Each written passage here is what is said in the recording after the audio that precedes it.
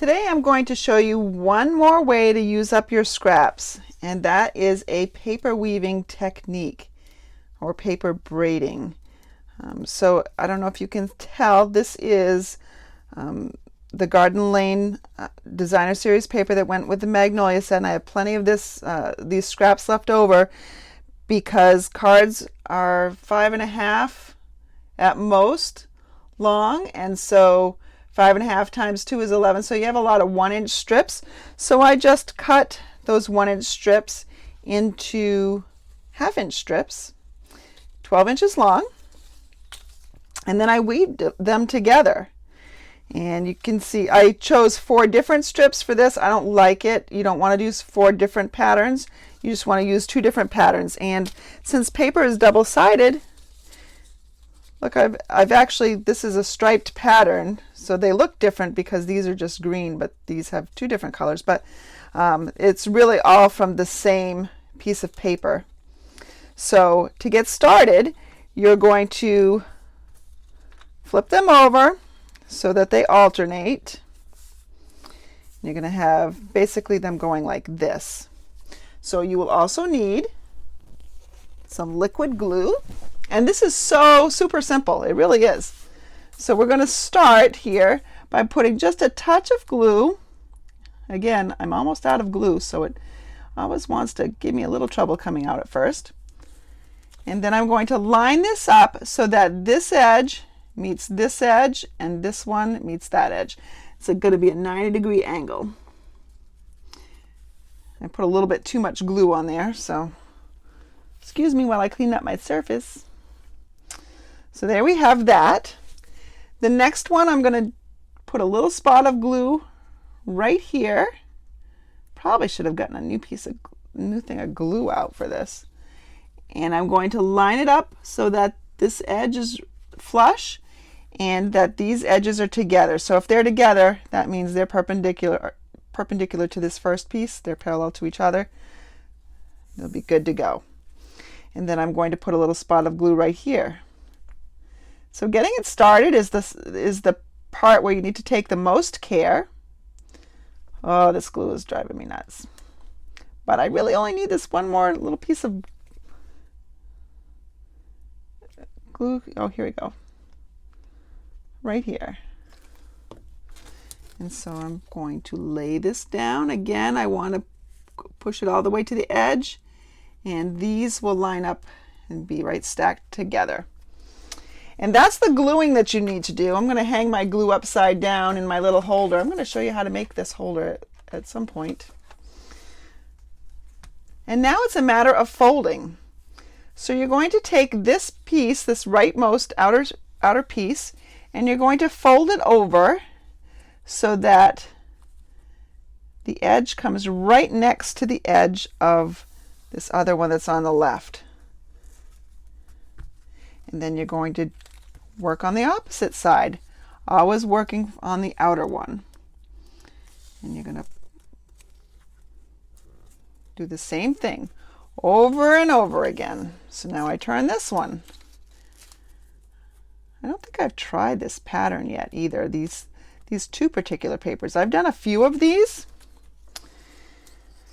I showed you 2 in the beginning. So they always come out a little bit different looking, just depending on what patterns you have. You might want to try a solid or one that's kind of semi-solid and one that's got more of a pattern.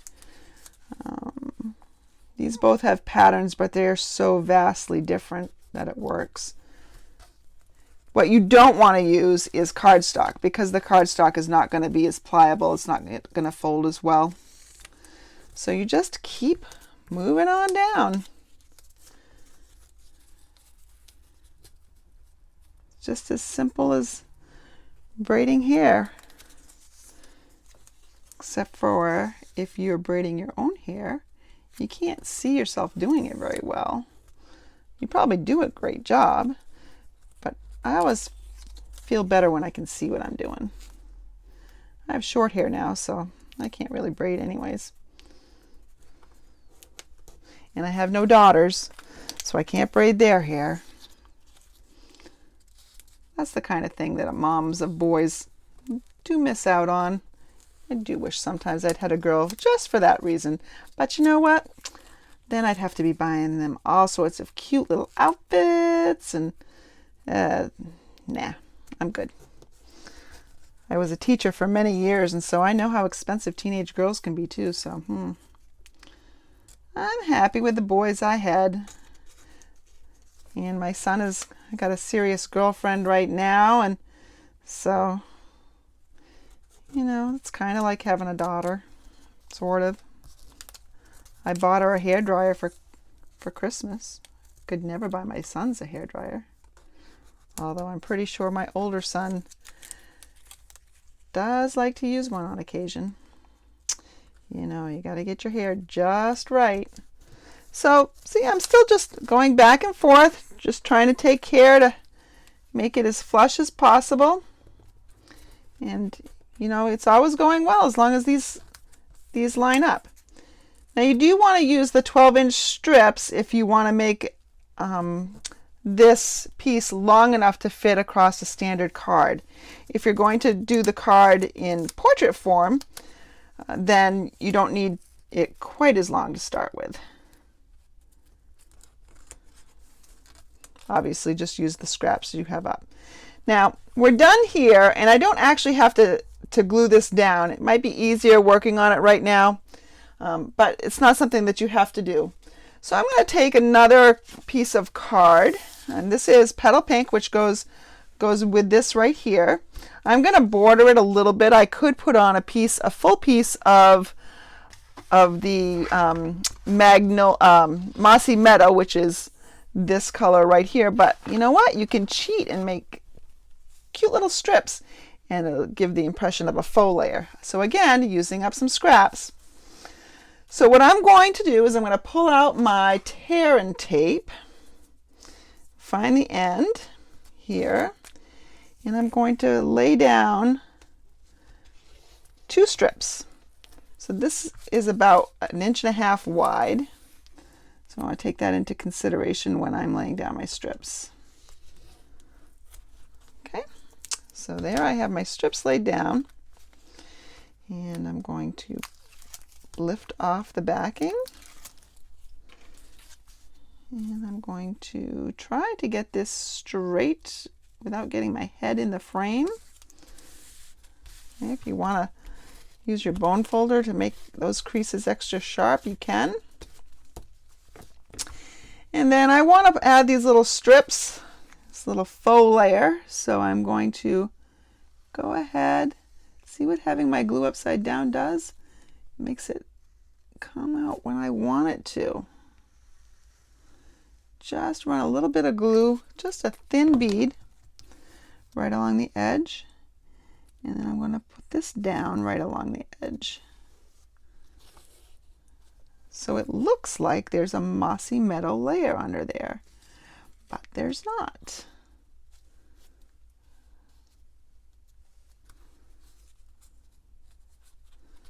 And there we go.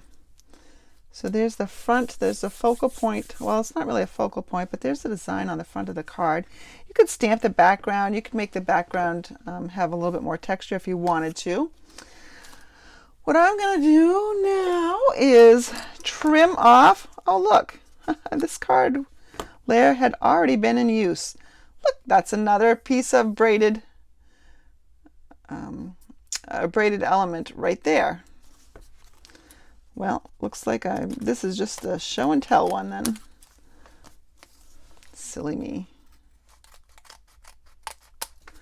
Okay, so these scraps are done. They've been used twice. They're done. Now notice that one end is going to stay down pretty well, but it's pretty well in there. But I'm going to go ahead and just lift it a little bit, give it a little bit of glue, a little shot.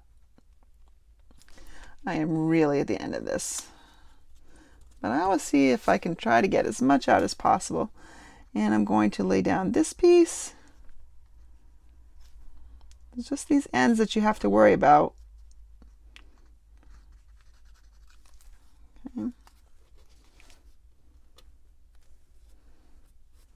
There we go. I'm getting a little messy with the glue here because it's being naughty. I need a new one. Let's see, I think I have a new one somewhere. This one will be in my next video.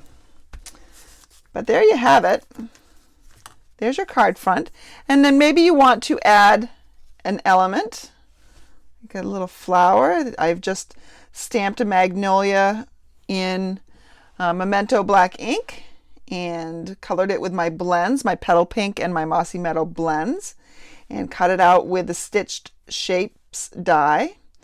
And if I did that and put that right there, then I would probably go back to my set and grab this Enjoy Today. So this is one of the Good Morning Magnolia cases. It comes 2 cases for the 1 stamp set.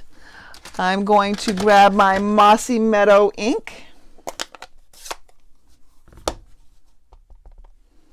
And I'm going to have to just get in the way for a second so I can try to get that on there straight. Oh, look at that. Not bad considering I wasn't working right over the top of it for fear of the camera. And I should just pop these up. Add a couple dimensionals to the back.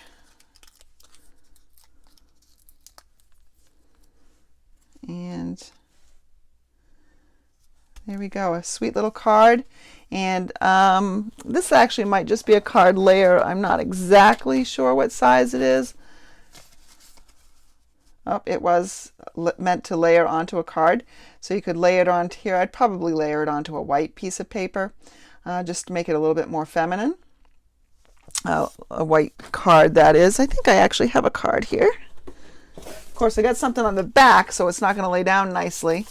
But you'll get an idea if I just put this over here. So just a sweet little card.